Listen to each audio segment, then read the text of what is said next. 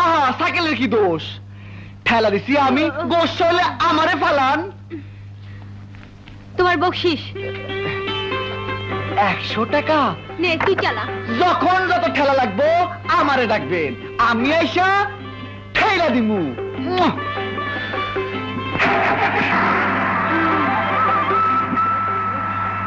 এই যে মজার ঠেলা, হেইও জোরসে ঠেলো, হেইও 100 টাকা, হেইও।